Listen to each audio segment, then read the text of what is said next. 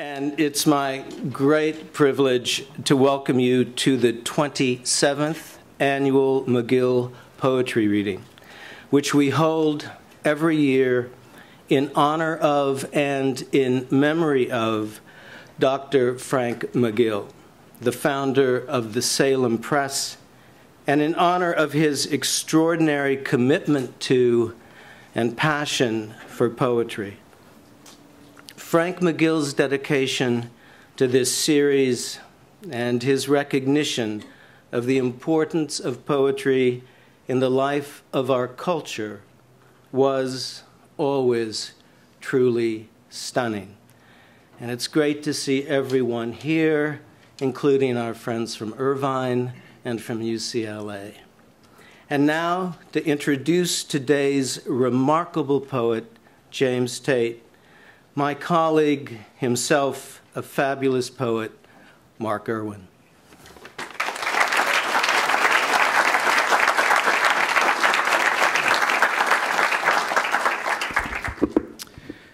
Thank you all for coming. I know it's a very busy week, Easter week coming up and Passover, so I'm grateful that so many people turned out. Before we start, I have one practical question. Is the person from the bookstore here by chance? Because we were trying to get some more books out back. I guess not. Okay. Hopefully they'll come later. But that footnote that there's a book signing right after this.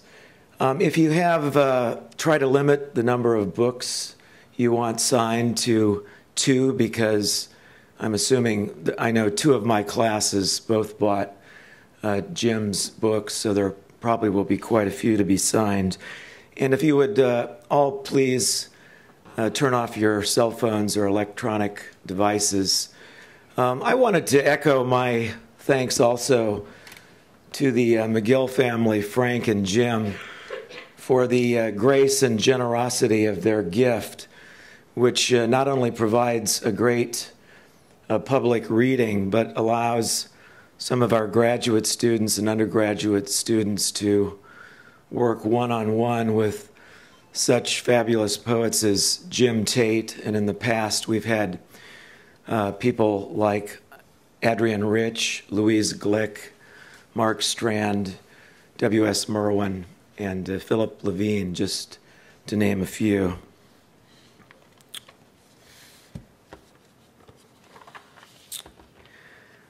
Perhaps the best introduction to the imaginative and comic genius of James Tate's work is simply to list several titles from his 16 collections of poetry.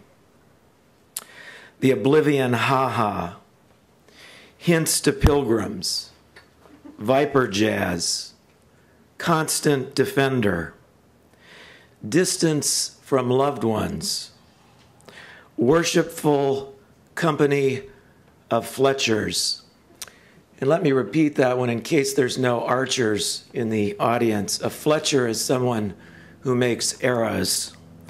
Worshipful Company of Fletchers, a title that would make most poets purple with envy. Shroud of the Gnome and Memoir of the Hawk. From the beginning, the attention to detail in Tate's poems has been nothing less than startling and memorable. In an early poem from the Oblivion Ha-Ha, 1970, Leaving Mother, Waiting for Father, the poet summons the loss of his father, a B-17 co-pilot killed in World War II, through a brief gesture. She had a yard of blue material in her pocket. I remember that so well. While many poets might attempt to partially chronicle or poeticize the Lewis and Clark expedition, Tate prefers to reduce their long and arduous journey up the Missouri River to a more immediate and gratifying vision. The poem Lewis and Clark, Overheard in Conversation, from Hints to Pilgrims, 1971, repeats one monosyllabic line 23 times. Then we'll get us some wine and spare ribs. Then we'll get us some wine and spare ribs. Around line 17, you start to get a hankering for spare ribs. And I know last night Jim almost ordered spare ribs, but went for the fish and chips instead. Then we'll get us some wine and spare ribs. How's that for a transmutation of Whitman's barbaric yawp to, well, a belch, or at least a barbaric burp? In his classic prose poem, Good Time Jesus, from Riven Doggery's 1979, Jesus is an everyday person, like the men and women to whom he ministers. And since it's Maudie Thursday, I can't resist not to read this very short prose poem, Good Time Jesus. Jesus got up one day a little later than usual. He had been dreaming so deep there was nothing left in his head. What was it? A nightmare?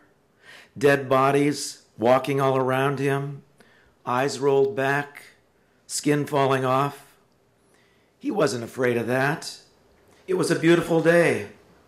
How about some coffee? Don't mind if I do. Take a little ride in my donkey. I love that donkey. Hell, I love everybody. Constant Defender, 1983, is filled with a number of memorable poems. Land of the Little Sticks, 1945, offers a ghostly, mysterious stencil of the effects of World War II on rural America. I remember when that poem first appeared in the wonderful magazine Antaeus. The masterpiece, Tell Them Blank Was Here, seems to distill 200 years of American history in which progress has eroded historical and personal identity. The poem begins, I got there on time and no one was home.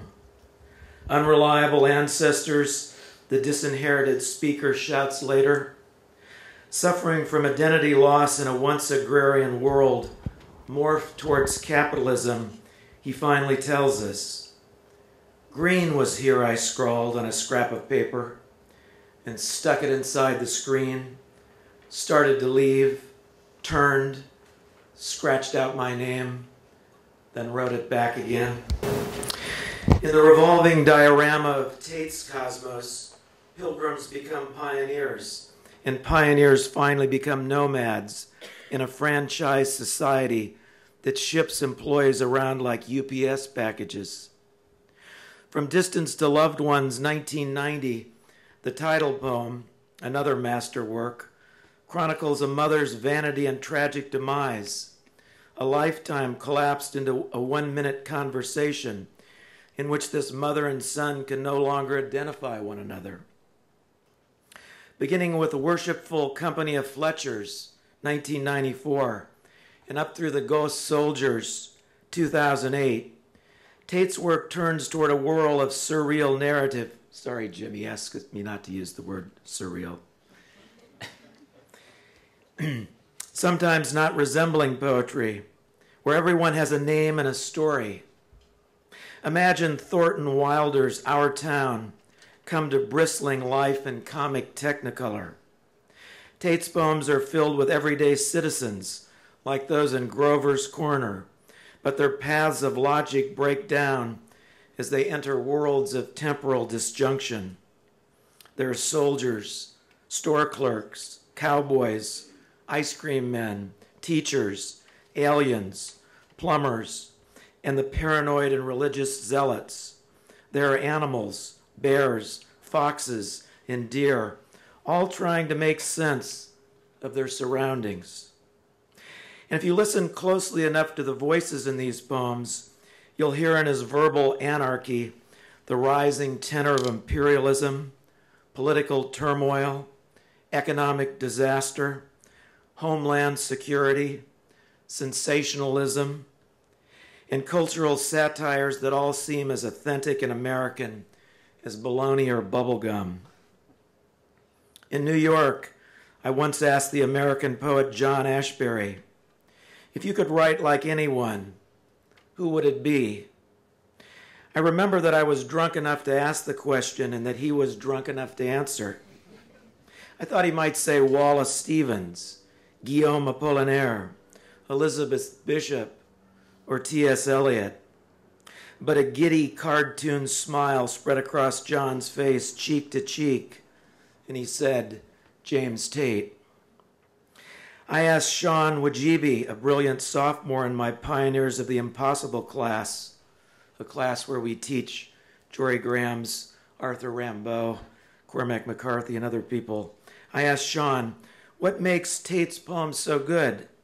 And Sean said, well, his poems are kind of wonderfully messed up like my dorm room, but I always know where to find everything. I think Sean was trying to imply that James Tate, like Wallace Stevens, is a connoisseur of chaos.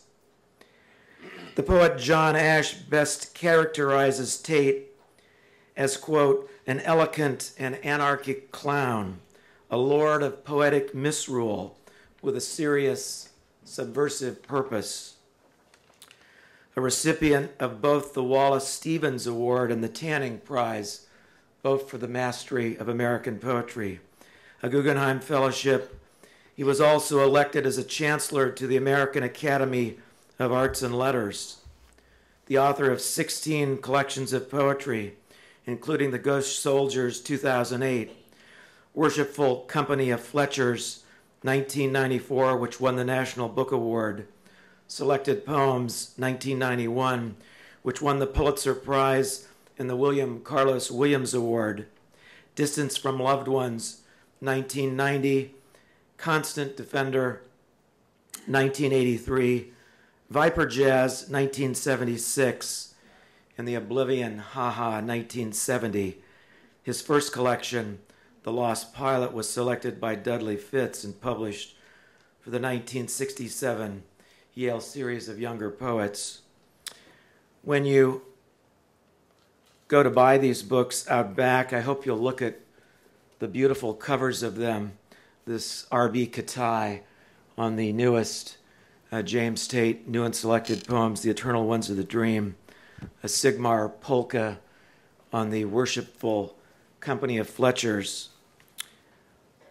I don't know of any other poet writing in the English language that has the range of emotion as James Tate. Please welcome one of the most original poets in America. It's with my great honor, James Tate.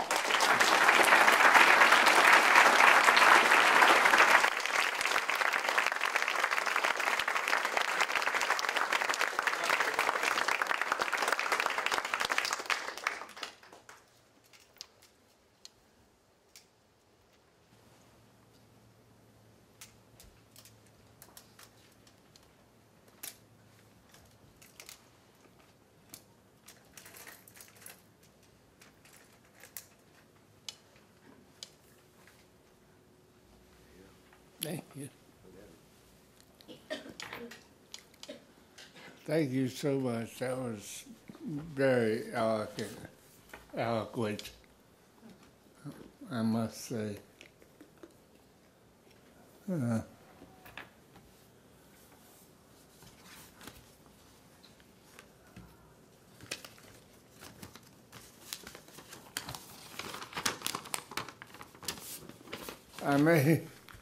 I haven't read from this book very much, and so I don't have a set reading. So last night I made a list of poems that I thought I might read, and it's like very tight handwriting for 2 pages. So I'm reading like 1/3 or 1/5 of the poems at most.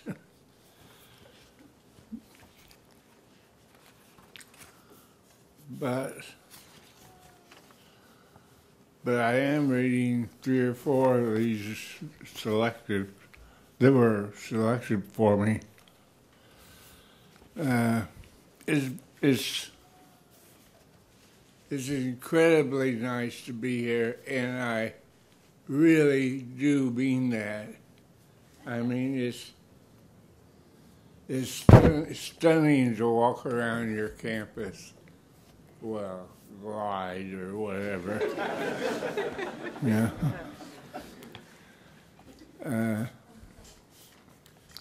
That's really true. This light isn't too good, but I'll manage. This first poem is called Peggy in the Twilight. Peggy spent half of each day trying to wake up, and the other half preparing for sleep.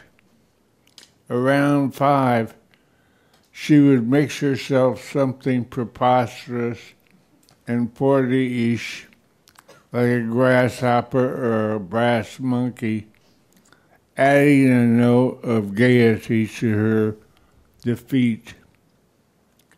This shadow life became her. She always had a glow on.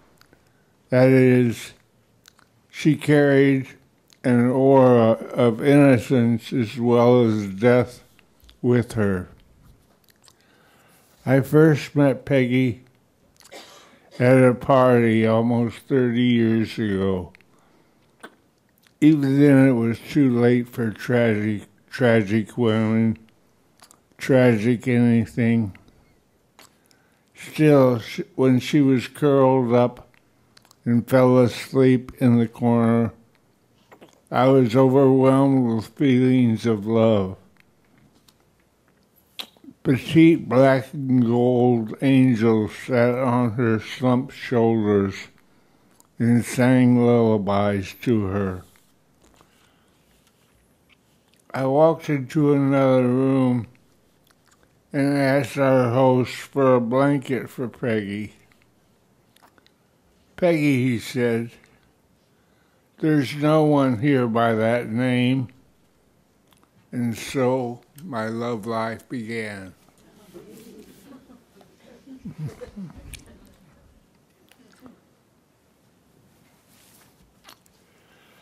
And this is called This Is From Loved Ones.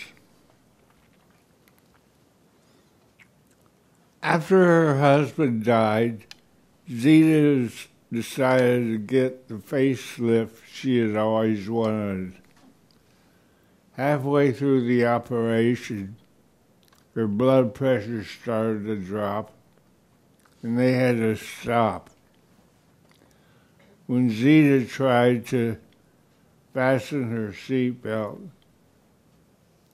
for her sad drive home, she threw out her shoulder.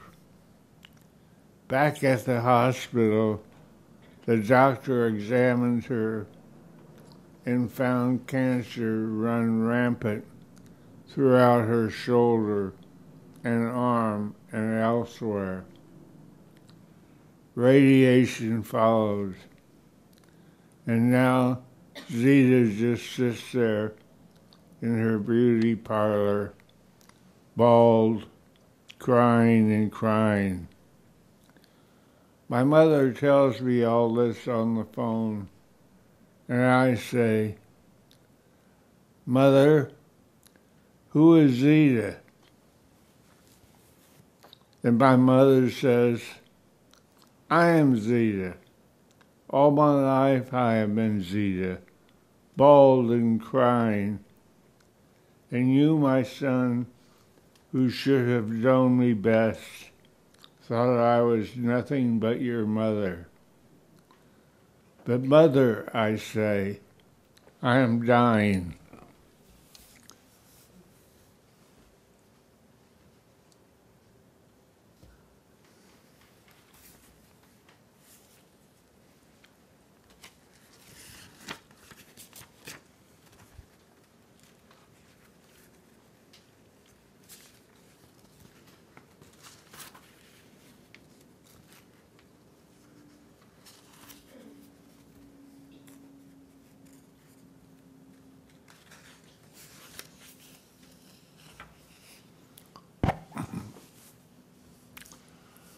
This is called How the Pope is Chosen. Any poodle under 10 inches high is a toy. Almost always a toy is an imitation of something grown-ups use.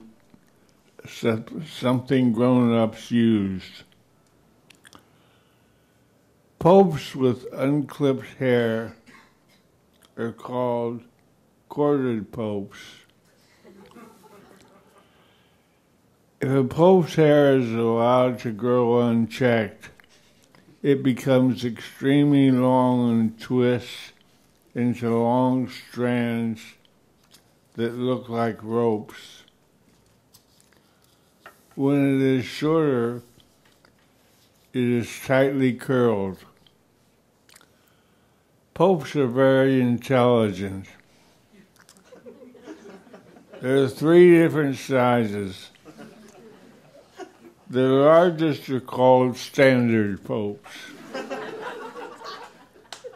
The medium-sized ones are called miniature popes. I could go on like this. I could say, is a squarely built pope, neat, well-proportioned, with an alert stance, and an expression of bright curiosity. But I won't. After a poodle dies, all the cardinals flock to the nearest 7-Eleven. They drink Slurpees until one of them throws up. And then he's the new pope.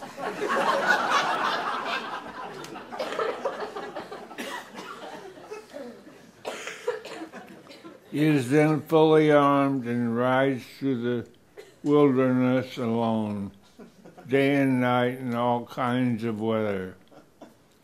The new pope chooses the name he will use as pope, like Wild Bill or Buffalo Bill. He wears red shoes with a cross emblazoned on the front. Most popes are called Babe because growing up to become a pope is a lot of fun.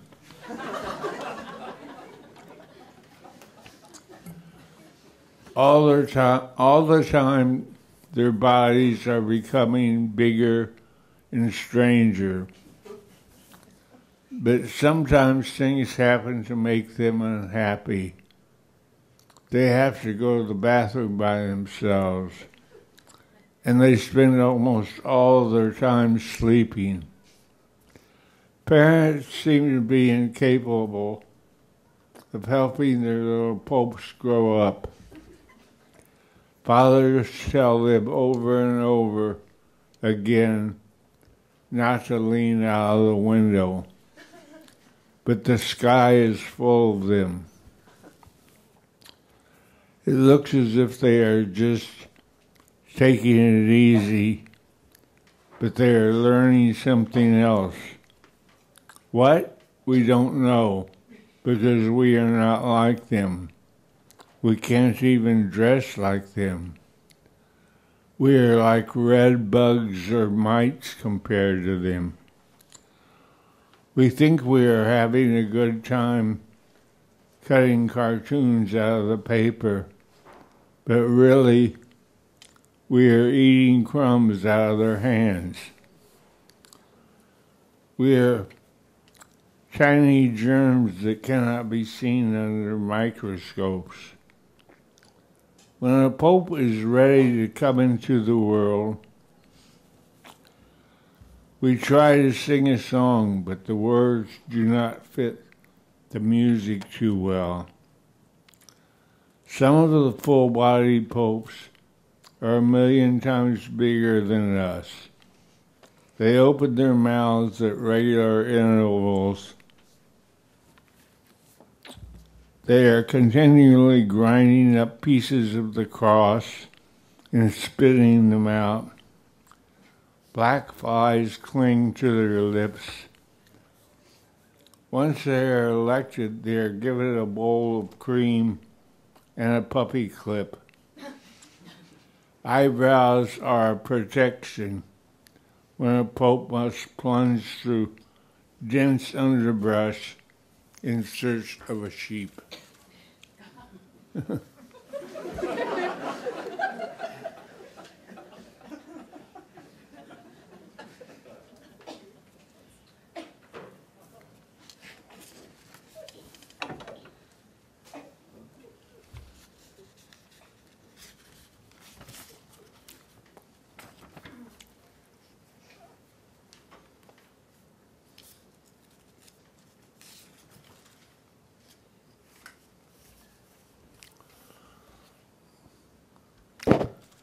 And this is called Any Land in Retirement.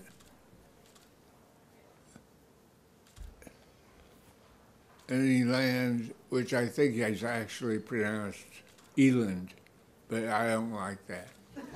So I say Eland. Any land is like an antelope, an African antelope.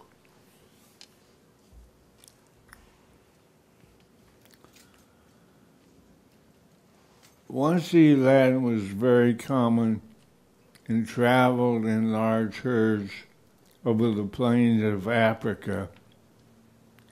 But the eland was not a very fast runner, and it could not defend itself or get away from its enemies. Now there is only one, and it lives in Teaneck, New Jersey. Population 37,825, and watches television from early morning until late at night. It likes Pop-Tarts and little else. Memories of Africa. It was shaped like a pear. A few men in turbans and long flowing robes. Wandering giants with very fancy hairstyles, beating drums, and women with dinner plates in their lips. Did you know that Mamie Eisenhower's engagement ring was an exact duplicate of Dwight's West Point ring, specially made to fit her hand? Tidbits such as this abated all of my aggravation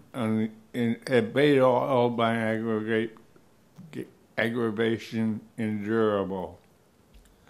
They were married on July 1st, 1916 in Denver, Colorado. Mamie's full maiden name was Mary Geneva Dowd, and she was born in Boone, Iowa on November 14th, 1896. Is Mamie still alive? It seems as if she is.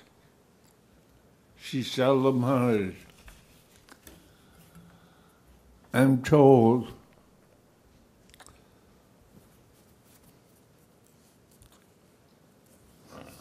wait a minute.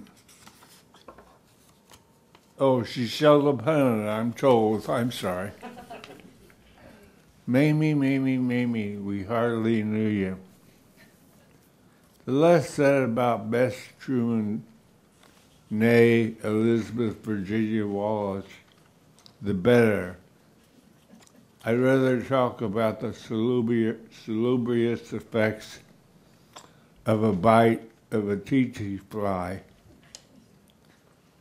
or the kindness of cheetahs. Harry called her the boss, but Harry loved all of his women, even Margaret. Like an earthworm, she had a soft body, and like an earthworm, she had no eyes or ears or arms or legs. I'm just saying that because I am the last eland and nobody cares. At least nobody in Teaneck. Margaret Truman was born in 1924. She played the tuba. I'm joking. And was not very good. Since moving to America, I have become very interested in sculpture, and I am particularly fond of the works of Augustus St. Gaudin. He died 1907, and his estate in Cornish, New Hampshire, has been made a memorial to him with plaster and bronze replicas of his work. His memorial to Clover Adams, Henry Adams' strange and difficult life, has puzzled generations. Clover's suicide and Henry's benign acceptance is still a cloud to behold in wonder. Which reminds me, egg noodles of the best grade, made of fresh eggs and selected wheat flour, are highly nutritious and are easily digested even by delicate stomachs, and they are frequently recommended for invalids and convalescents. Lobsters afford more phosphorus than any other food. They are perhaps unconsciously on this accord much eaten by the nerve-racked workers of the great cities.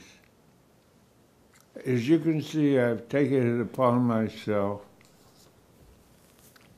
to keep abreast of the times, as unlikely as it is that I will have the opportunity to pass on this information to any successor. I have, for the record, agreed to 3 dates since the last of my kind passed on. The first was with an impala. It had a very attractive purple-black blaze on its forehead and moved with great grace. But finally, it was too jumpy. It would jump 10 feet over nothing, and this seemed to me entirely unnecessary and unnerving. The second was a disaster. A wildebeest by the name of Norman. Norman would run around in circles snorting,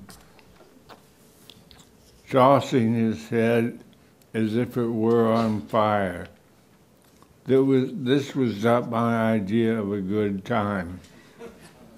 My last attempt at finding a mate is better left untold. A bat-eared fox. I was desperate and temporarily lost all sense of decorum, for which I am truly chagrined. He was cute, a fine pet, perhaps, but hardly suitable for the father of my progeny. A red sleeve, that's all I know. A red sleeve reaches through me. I could dress wounds, endure night duty, but I have never been to the cinema. In fact, by now, I am old and cranky, and it's all that I can do to change the channel and watch these little people solve their crimes so dear to their hearts. They are all selling sanitation products on the side, or mainly. Why was I spared? I'll never know. In the vast savanna scrub, a melancholy bug preens its antenna in the glow of the worn-out sun. Bureaucratic gossip. Don't take any notice of it.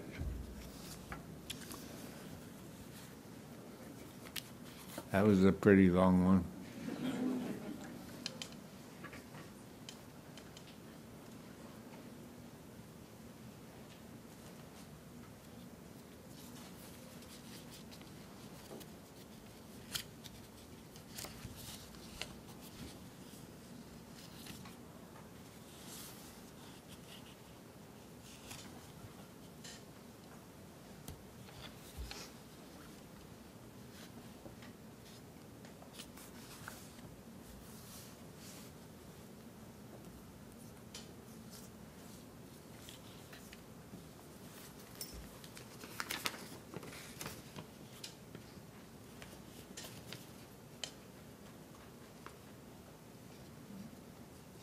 This is called Where Babies Come From.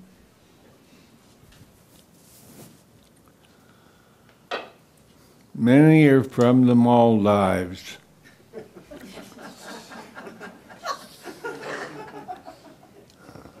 I can just stop there. Southwest of India, and must begin collecting shells almost immediately.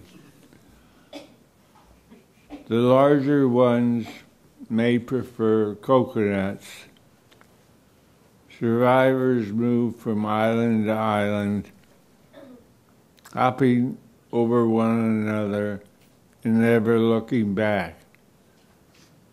After the typhoons have had their pick and the birds of prey have finished with theirs,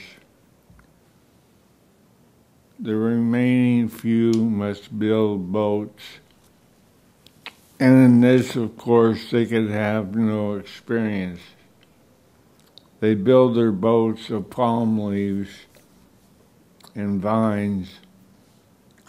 Once the work is completed, they lie down, thoroughly exhausted and confused, and a huge wave washes them out to sea. And that is the last they see of one another. In their dreams, Mama and Papa are standing on the shore for what seems like an eternity. And it almost always is the wrong shore.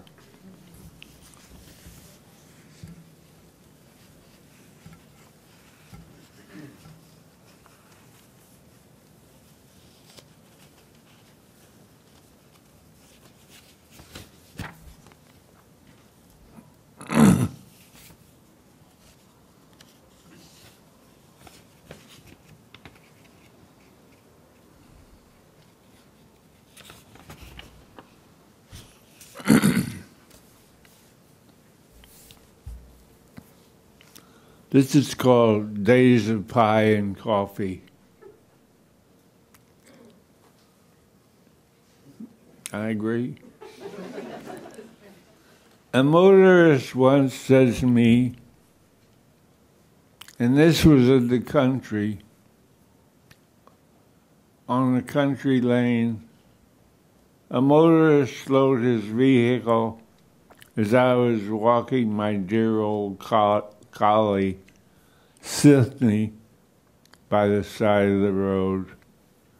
And the motorist came to a halt, mildly alarming both Sydney and myself, not yet accustomed to automobiles. And this particular motorist sent a little spasm of fright up our spines which in turn panicked the driver a bit, and it seemed as if we were off to a bad start. And that's when Sithny began to bark, and the man could not be heard, that is, if he was speaking or trying to speak, because I was commanding Sithny to be silent, though indeed I was sympathetic to his emotional excitement. It was, as I recall, a day of prodigious beauty.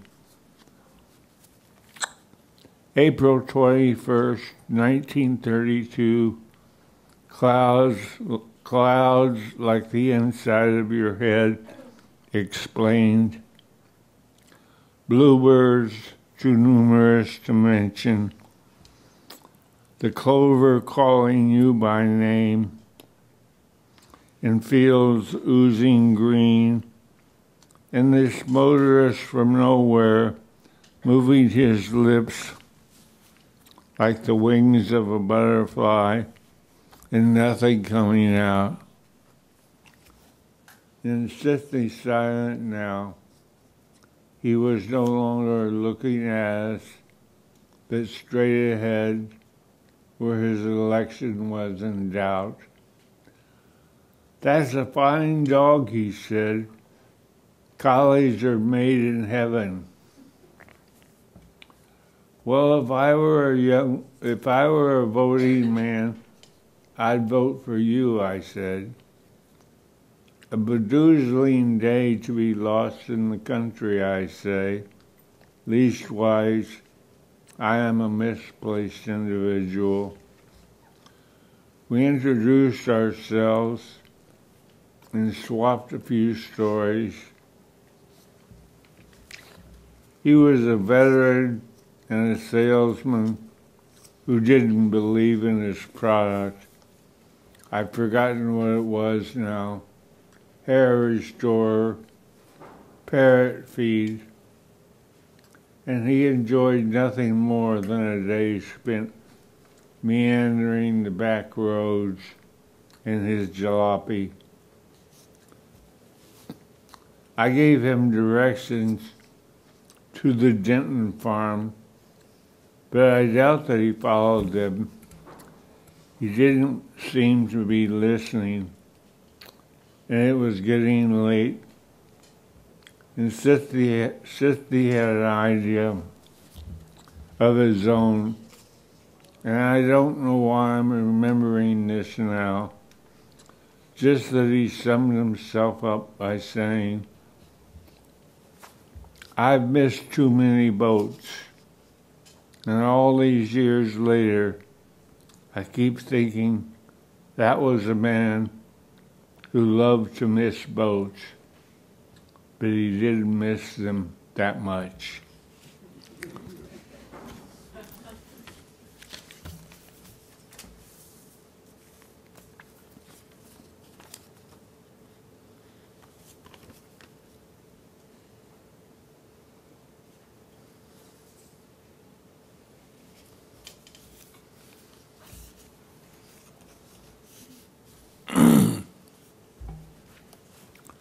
And this is called Never Again the Same. Speaking of sunsets, last night's was shocking. I mean, sunsets aren't supposed to frighten you, are they?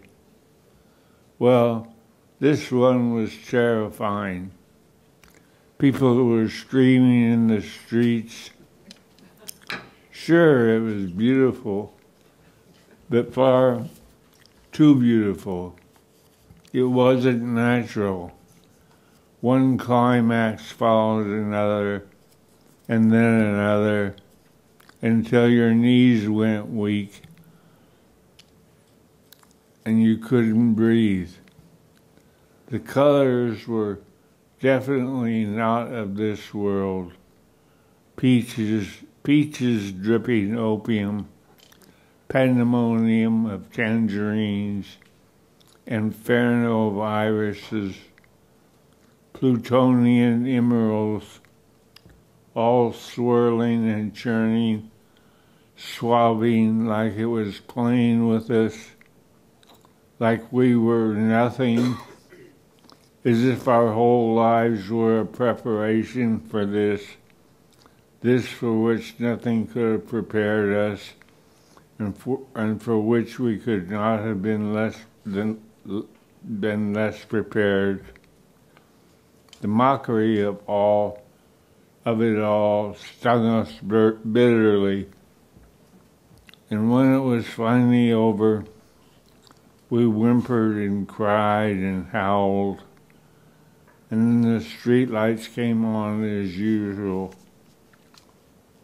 and we looked into one another's eyes.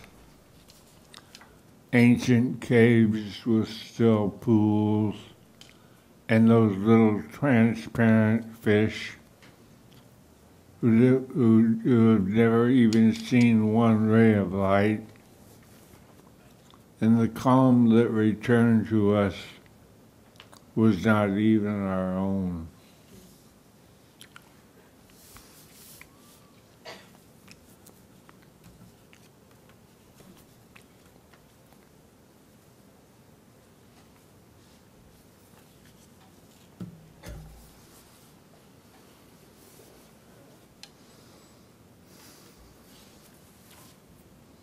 This is called restless leg syndrome.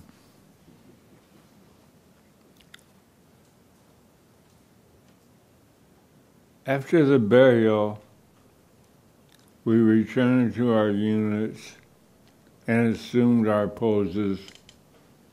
Our posture was the new posture and not the old sick posture. When we left our stations, it was just to prove we could, not a serious departure or a search for yet another beginning. We were done with all that. We were settled in, as they say, though it might have been otherwise. What a story. After the burial, we returned to our units, and here is where I'm experiencing that leg kicking syndrome thing. My leg, for no apparent reason, flies around the room kicking stuff. Well, whatever is in its way, like a screen or a watering can. Those are just two examples, and indeed I could give many more.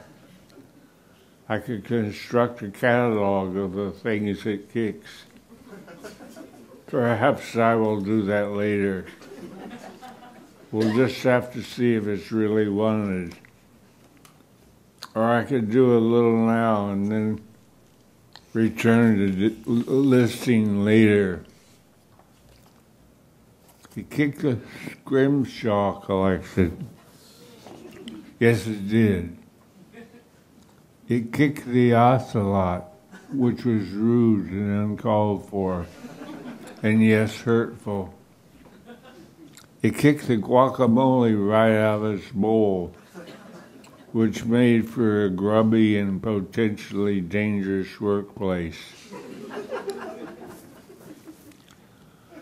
I was out testing the new speed bump when it kicked the Viscountess, which she probably deserved, and I was happy, needless to say, to not be a witness. The kicking subsided for a while. Nobody was keeping track of time at that time, so it was impossible to fill out the forms accurately. Suffice it to say, we remained at our units on constant alert. And then it kicked over the little cow town we had set up for punching and that sort of thing. A covered wagon filled with cover girls. But now it was kicked over, and we had a moment of silence. But it was clear to me that many of our minions were getting tetchy, and some of them were getting tetchier. And then it kicked a particularly treasured snuff box, which, legend had it, once belonged to somebody named Bob Mackey. So we were understandably saddened and returned to our units rather wary. No one seemed to think I was in the least bit culpable. It was my leg, of course, that was doing the actual kicking. Of that I am almost certain. At any rate, we decided to bury it. After the burial, we returned to our units and assumed our poses. A little bit of time passed, not much, and then John's leg started acting suspicious. It looked like it wanted to kick the replica of the White House we kept on hand just for situations such as this. And then, sure enough, it did.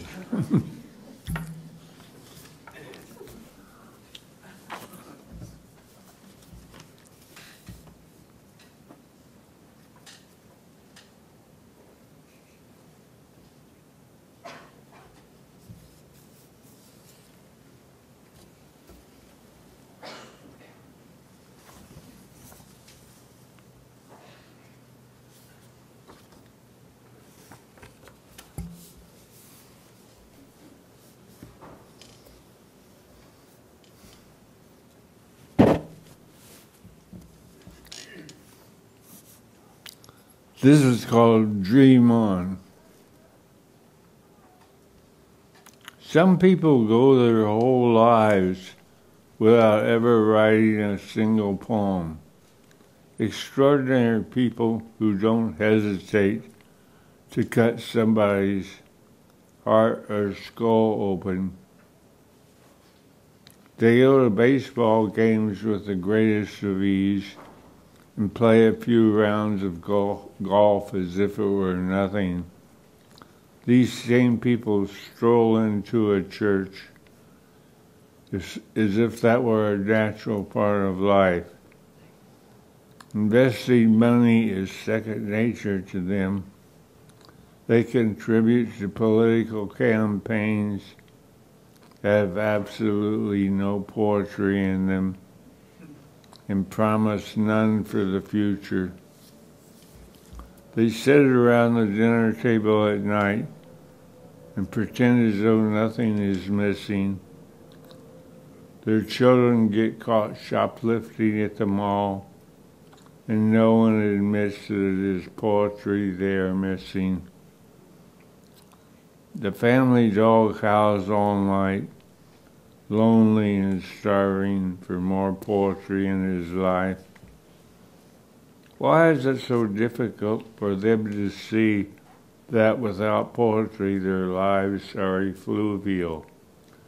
Sure, they have their banquets, their celebrations, croquet, fox hunts, their seashores and sunsets, their cocktails on the balcony, dog races, and all that kissing and hugging stuff.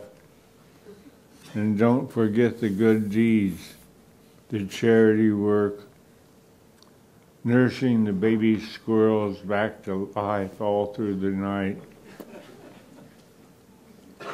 filling the bird feeders all winter,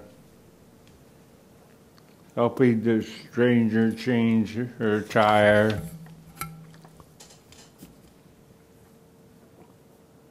still, there's that disagreeable exhalation from decaying matter, subtle but ever present.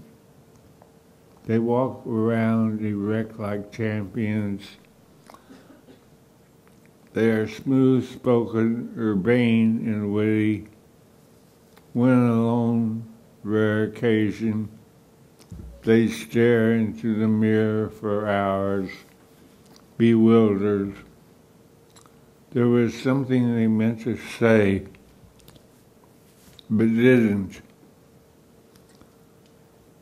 As if we put the statue, and if we put the statue of the rhinoceros next to the tweezers and walk around the room 3 times, learn to yodel, shave our heads, call all our ancestors back from the dead, poetry-wise, it's still a bust, bankrupt. You haven't scribbled a syllable of it. You're a nowhere man.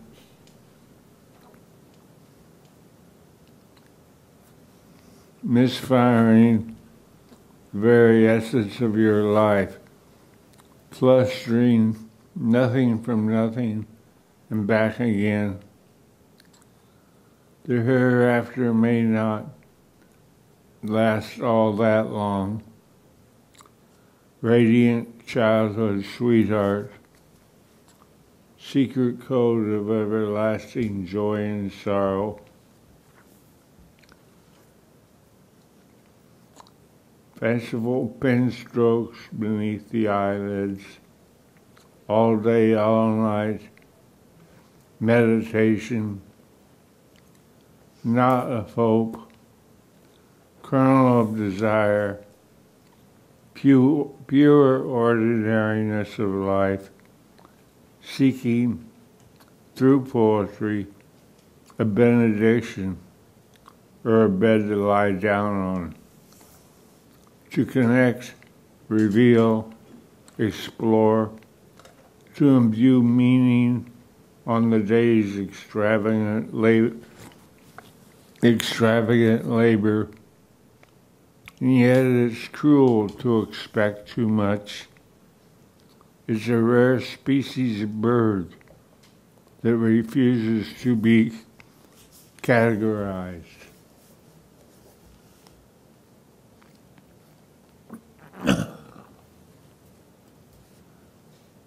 This song is barely audible.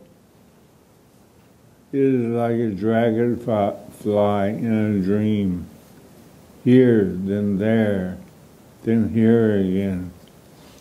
Low-flying amber wing darting upward, and then out of sight. And the dream has a pain in its heart, the wonders of which are manifold, or so the story is told. I thought I'd cut it down, way down, but I didn't cut it nearly enough.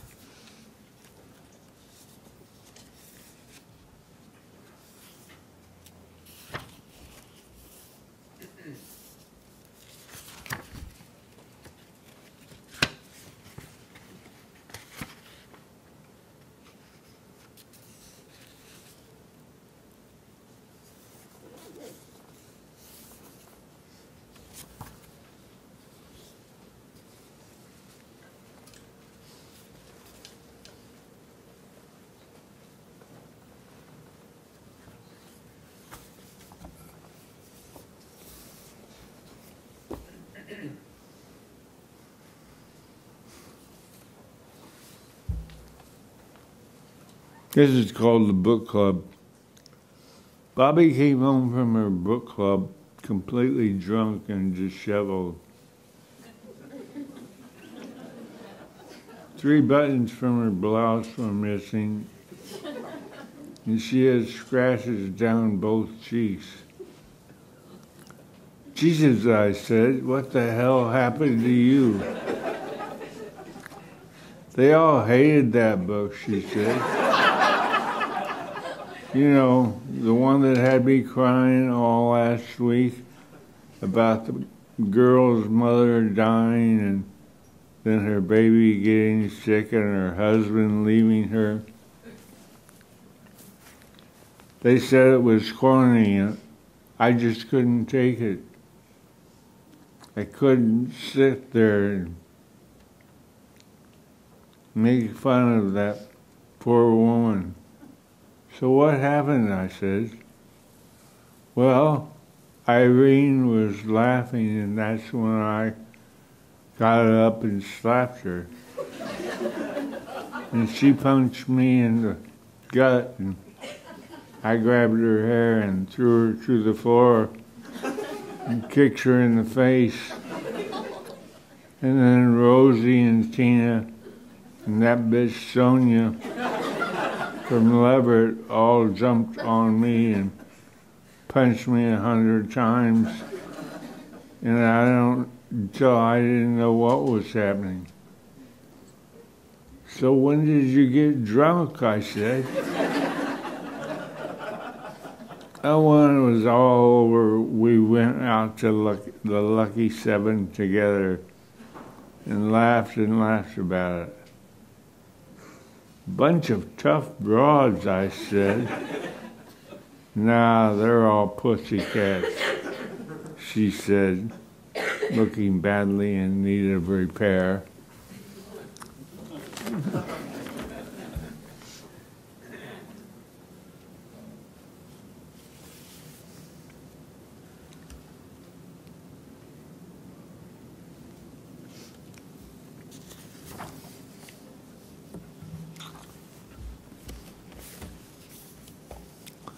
This is called The Eternal Ones of the Dream. I was walking down this dirt road out in the country. It was a sunny day in early fall.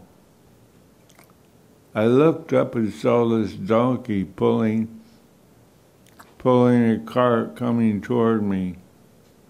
There was no driver nor anyone leading the donkey so far as I could see. The donkey was just moping along. When we met, the donkey stopped and I scratched his snout in greeting, and it seemed grateful. It seemed like a very lonely donkey, but what donkey wouldn't feel alone on a road like that? And then it occurred to me to see what, if anything, was in the cart. There was only a black box, or a coffin, about 2 feet long and a foot wide. I started to lift the lid, but then I didn't. I couldn't. I realized that this donkey was on some woeful mission, who knows where, to the ends of the earth. So I gave him an apple, scratched his nose the last time, and waved him on, little man that I was.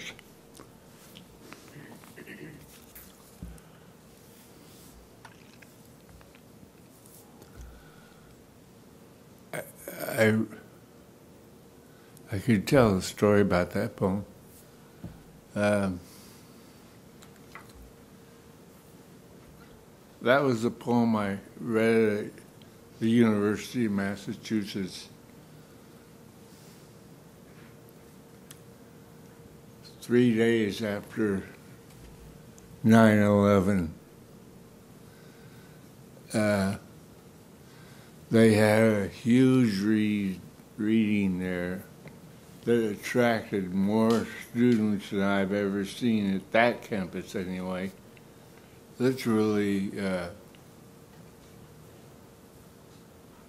at least 5,000 students gathered out in this, not even a square, more than that. It just sprawled on and on. Huge thing. Anyway, I spent those 3 days beforehand desperately looking through my library to find something. And this is what I ended up reading, my own poem. It seemed fine and good. Well, I'm going to just have to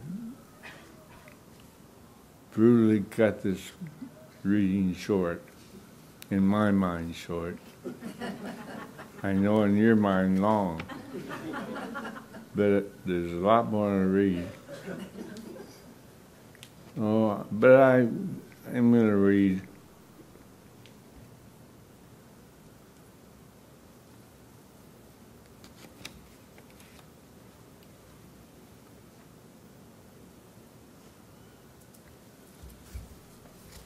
At least 2 or 3 more poems.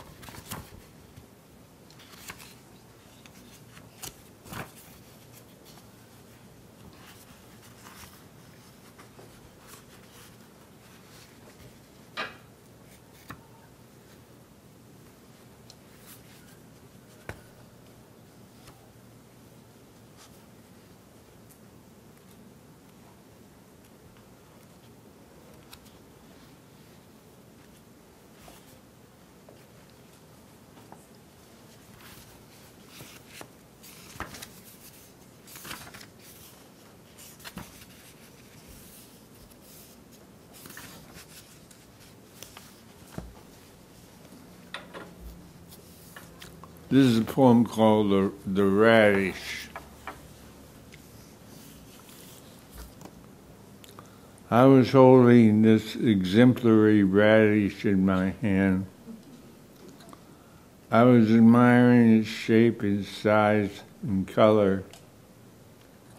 I was imagining its zesty, biting taste. And when I listened, I even thought I could hear it singing. It was unlike anything I'd ever heard. Perhaps an Oriental woman from a remote mountain village singing to her rabbit. She's hiding in a cave, and night has fallen. Her parents had decided to sell her to the evil prince, and he and his 1,000 soldiers were searching for her everywhere. She trembled in the cold and held the rabbit to her cheek.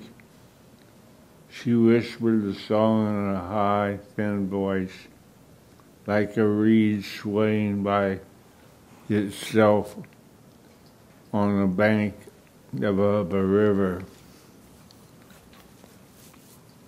The rabbit's large brown ears stood up straight, not wanting to miss a word. Then I dropped the radish into my basket and moved on down the aisle. The store was exceptionally crowded due to the upcoming holiday. My cart jostled with the others. Sometimes I pretended we were in a cockfight. A little cut here, some bleeding. Now the advantage is mine. I jump up and spur the old lady who's weak and ready to fall. I spot a mushroom I really want. It's within reach. You could search all day and never find a mushroom like that. I could smell it sizzling in butter and garlic. I could taste it garnishing my steak. Suddenly my cart is rammed and I'm reeling for my balance. I can't even see who the enemy is. Then I'm hit again and I'm sprawling up against the potatoes. I've been separated from my cart. I look around desperately. Have you seen my cart? I ask a man dressed in lederhosen and an alpine hat. I myself have misplaced my mother's ashes.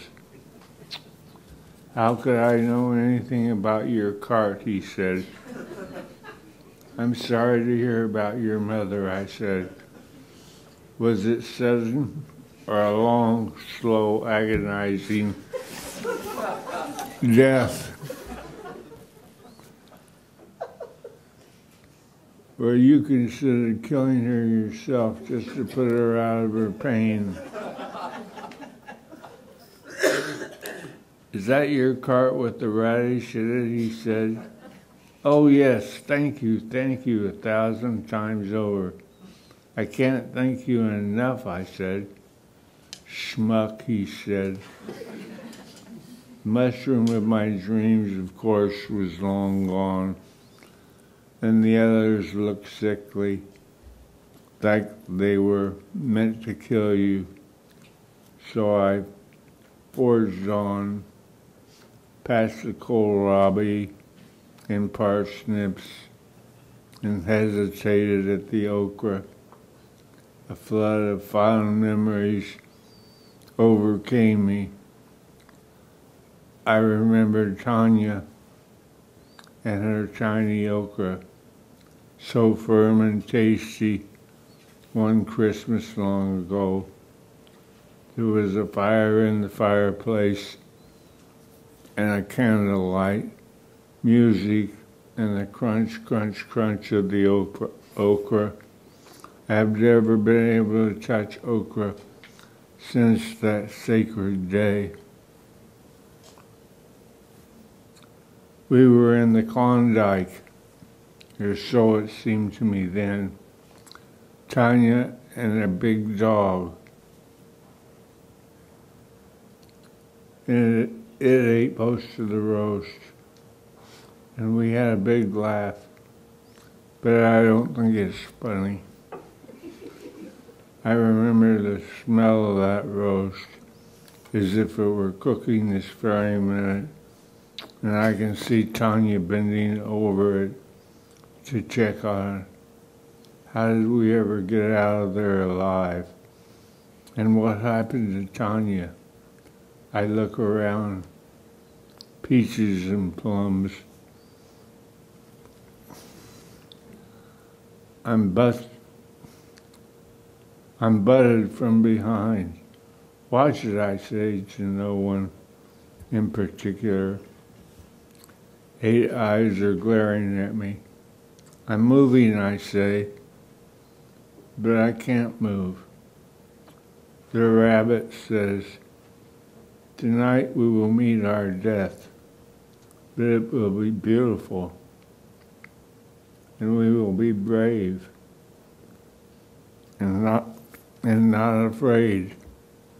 You will sing to me, and I will close my eyes and dream of a garden where we will play under the starlight. And that's where the story ends, with me munching a radish and you laughing. I can't move, I say.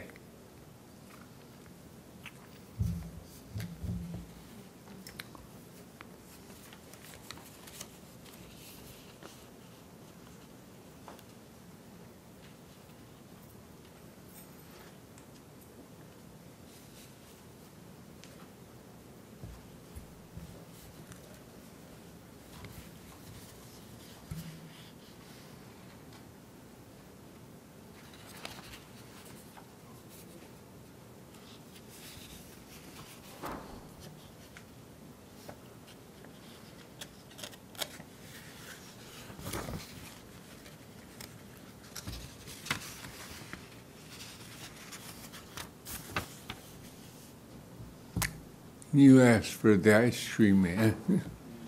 All right. Even in my very much shortened version of this reading, I had to cut out half the poems. I want you to know. This will be the last poem. It's called The Ice Cream Man.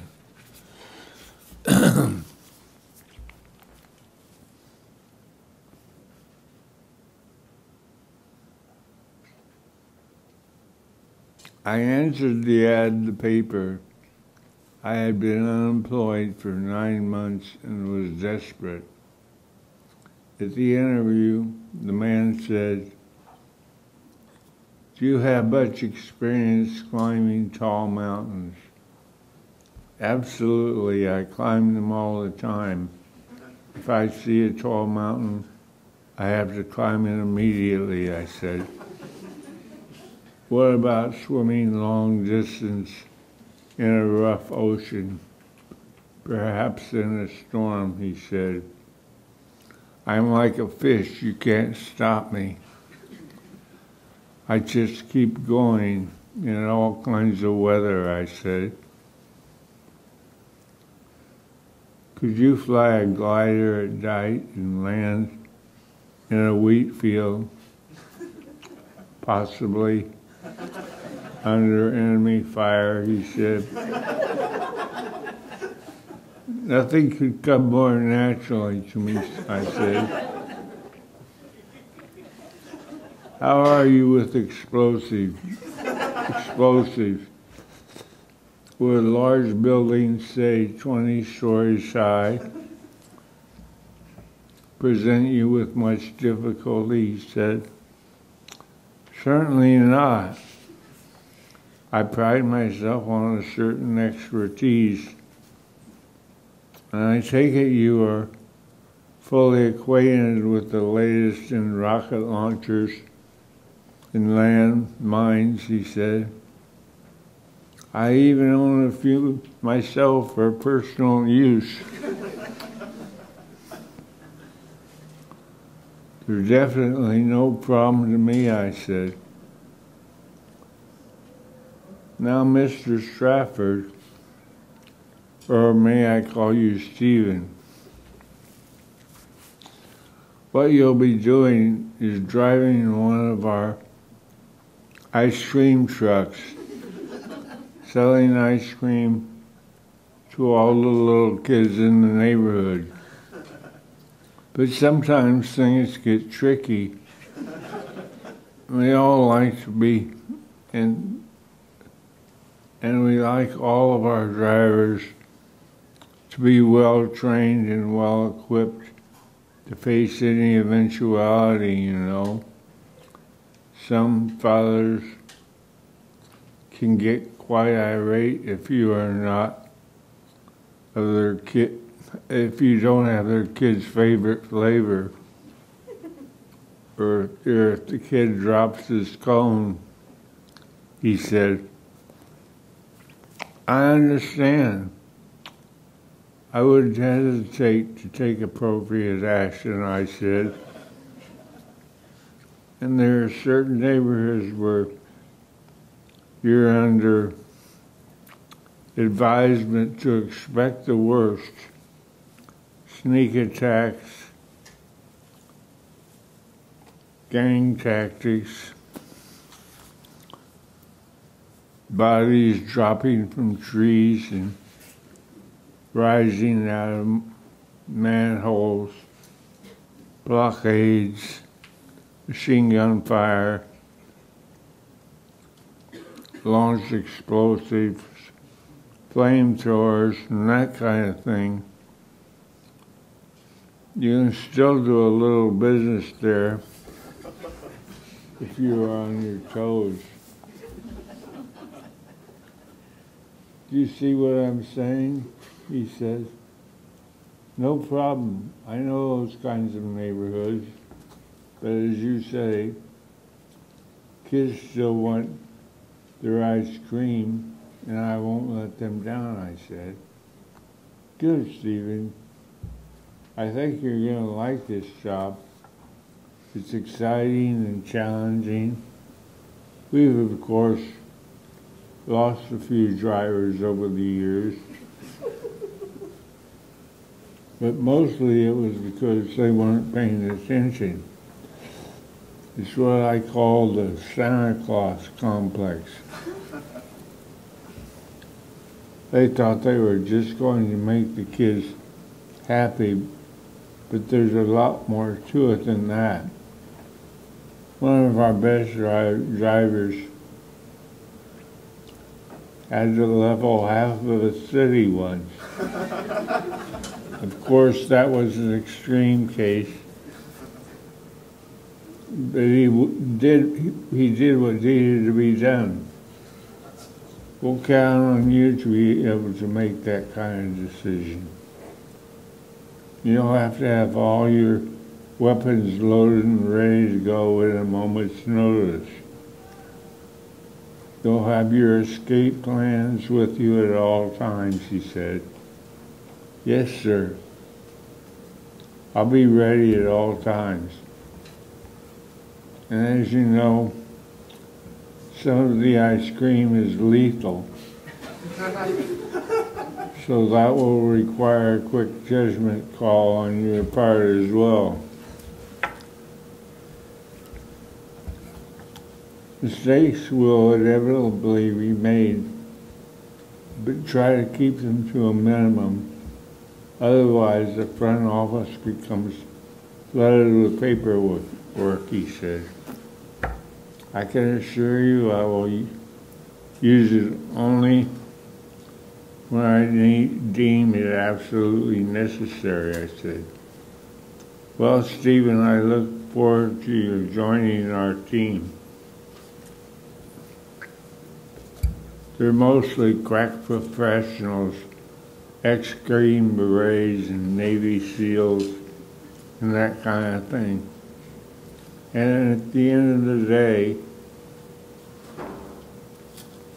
you made all those kids happy, but you've also thinned out the bad seeds and made our city a safer place to be. He sat there smiling with immense pride. How will I know which flavor is lethal? I said. Experiment, he said. I looked around, and then we both started laughing. Okay, thank you.